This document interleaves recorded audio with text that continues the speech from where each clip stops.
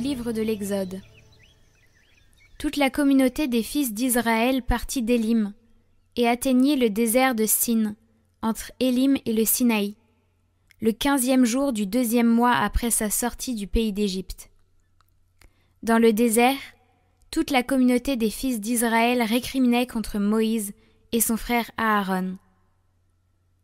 Les fils d'Israël leur dirent : « Ah, il aurait mieux valu mourir de la main du Seigneur au pays d'Égypte, quand nous étions assis près des marmites de viande, quand nous mangions du pain à satiété. Vous nous avez fait sortir dans ce désert pour faire mourir de faim tout ce peuple assemblé. » Le Seigneur dit à Moïse : « Voici que du ciel, je vais faire pleuvoir du pain pour vous. Le peuple sortira pour recueillir chaque jour sa ration quotidienne, et ainsi je vais le mettre à l'épreuve. Je verrai s'il marchera ou non selon ma loi. Mais le 6e jour, quand ils feront le compte de leur récolte, ils trouveront le double de la ration quotidienne. » Moïse dit ensuite à Aaron : « Ordonne à toute la communauté des fils d'Israël : présentez-vous devant le Seigneur, car il a entendu vos récriminations. » Aaron parla à toute la communauté des fils d'Israël. Puis ils se tournèrent du côté du désert, et voici que la gloire du Seigneur apparut dans la nuée. Le Seigneur dit alors à Moïse : « J'ai entendu les récriminations des fils d'Israël. Tu leur diras : au coucher du soleil, vous mangerez de la viande, et le lendemain matin vous aurez du pain à satiété. Alors, vous saurez que moi, le Seigneur, je suis votre Dieu. » Le soir même, surgit un vol de cailles qui recouvrirent le camp. Et le lendemain matin, il y avait une couche de rosée autour du camp. Lorsque la couche de rosée s'évapora, il y avait, à la surface du désert, une fine croûte, quelque chose de fin comme du givre sur le sol. Quand ils virent cela, les fils d'Israël se dirent l'un à l'autre : « Man où ?» Ce qui veut dire « qu'est-ce que c'est ?» Car ils ne savaient pas ce que c'était. Moïse leur dit : « C'est le pain que le Seigneur vous donne à manger. »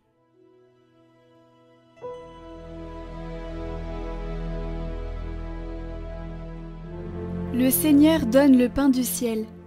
Ils tentaient le Seigneur dans leur cœur. Ils réclamèrent de manger à leur faim. Ils s'en prennent à Dieu et demandent : Dieu peut-il apprêter une table au désert ? Il commande en nuée là-haut. Il ouvre les écluses du ciel. Pour les nourrir, il fait pleuvoir la manne. Il leur donne le froment du ciel. Chacun se nourrit du pain des forts. Il les pourvoit de vivre à satiété. Dans le ciel, il pousse le vent d'est et lance le grand vent du midi. Sur eux, il fait pleuvoir une nuée d'oiseaux, autant de viande que de sable au bord des mers. Elle s'abat au milieu des champs, tout autour de leur demeure.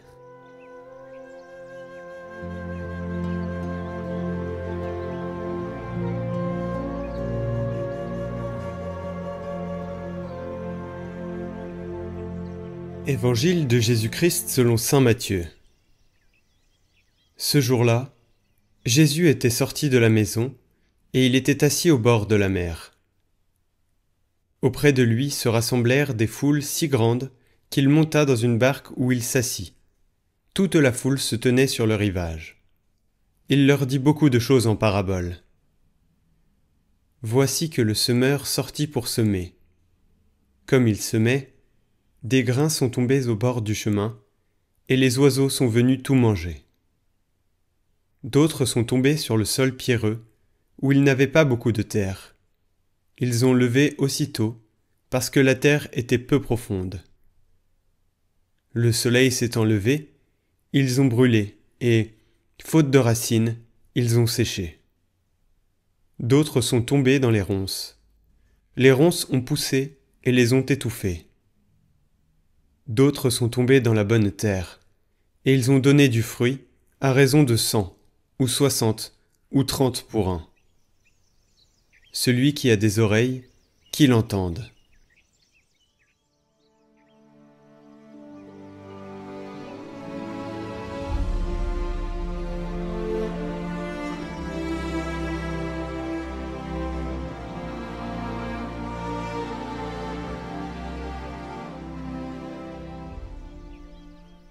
Vous ne vous êtes jamais demandé pourquoi Dieu agit avec tant de précision dans la Bible? Pourquoi Moïse doit frapper le rocher et pas simplement prier? Pourquoi il faut badigeonner les linteaux de sang? Ou encore pourquoi Naaman doit se plonger 7 fois dans le Jourdain? Pourquoi Raphaël demande à Tobie de faire brûler le poisson et le foie du poisson? Pourquoi? Parce que Dieu veut notre participation libre, obéissante et confiante. Il ne veut pas simplement des spectateurs de ses miracles, mais des acteurs de son mystère, sinon nous serions des assistés. Dans chaque détail se cache une grâce. L'action que Dieu demande, même minime, est l'endroit exact où la puissance divine vient irriguer notre liberté. Parce qu'il ne peut pas la rejoindre sans nous. L'homme est appelé à devenir coopérateur de son propre salut. Et c'est justement cette coopération, même obscure, même si l'on ne la comprend pas, même si silencieuse, qui l'enracine dans l'alliance. Dieu pourrait faire tout seul. Mais il veut que tu mettes ta main à la charrue, que tu mettes du sang sur ta porte, que tu tends ta jarre vide, pour que l'huile du ciel la remplisse. Mais alors pourquoi, malgré tous nos efforts, quand nous obéissons parfois à toutes les règles, à tout ce qui nous est conseillé dans notre foi pour que Dieu agisse dans notre vie, certaines choses ne semblent pas bouger? Pourquoi ce silence aride, cette attente? La semence, dont parle l'Évangile, peut être enterrée. Et quand elle est enterrée, elle travaille en profondeur. Elle s'enracine dans la terre, descend jusqu'à une source. Le royaume de Dieu n'est pas un éclair, c'est une germination. Et cette graine, c'est l'Évangile reçu dans le cœur. Et cet Évangile, il peut être tombé au bord du chemin, ou dans les ronces, ou dans la pierre, comme dit l'Évangile. À nous de voir où elle est tombée, cette graine. Mais si elle est tombée dans la bonne terre, c'est-à-dire dans une âme pauvre, humble et fidèle, elle pousse. Lentement peut-être, mais elle pousse. Et pour savoir si on a mis sa graine dans la bonne terre, si on attend avec la bonne patience, et pas pour rien, eh bien, il faut parfois faire des retraites, pour faire des constats, disons, pour se rendre compte de choses qu'on ne voyait pas. D'ailleurs, le Seigneur nous invite à nous décaler. Mais si on a mis cette graine dans la bonne terre, elle pousse. Elle peut mettre du temps, elle traverse les nuits. Les nuits, c'est pas agréable pour une petite graine, d'accord? Parce qu'il fait froid, il n'y a pas de soleil, elle peut pas pousser. Mais ses racines sont profondes et elle peut résister aux nuits. Elle finit par porter du fruit à 100 pour 1. Ce fruit, ce n'est pas notre gloire, c'est la paix profonde, la capacité d'aimer, de pardonner, de transmettre la lumière dans les ténèbres aux autres. Et chaque fruit sur terre prépare un arbre de gloire dans le ciel. Il y a une récompense éternelle pour chaque acte d'amour caché, pour chaque persévérance silencieuse dans l'épreuve. Et toi, où est tombée la parole aujourd'hui? Est-ce qu'elle est tombée seulement dans ton oreille? Est-ce qu'elle va ressortir aussitôt? Ou est-ce que tu la mets dans ta vie concrètement, dans ton couple, dans ton travail, dans ta solitude, dans ton regard avec les autres, sur les autres, dans ta lutte intérieure? Ce que Dieu veut, c'est pas que tu comprennes tout, c'est que tu crois assez pour obéir, même dans l'obscurité, et tu fasses confiance. Comme Moïse, comme Marie, comme Pierre, ils n'ont pas tout compris, loin de là, mais ils ont agi sur parole. Le fruit naît toujours d'un acte de foi. Alors, n'attendons pas, surtout pas, que tout soit clair pour commencer à semer.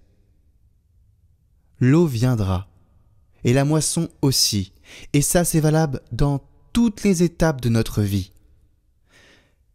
Il n'y a pas de temps opportun pour commencer à semer. Car Dieu ne trompe jamais celui qui travaille son champ avec amour. Et il nous le fera savoir. Il nous fera tout savoir au temps voulu. Alors, chers amis, ne soyons pas des assistés, faisons les efforts que nous pouvons. Constatons si la graine est tombée dans la bonne terre, et avançons pour être des lumières pour les autres, pour porter du fruit.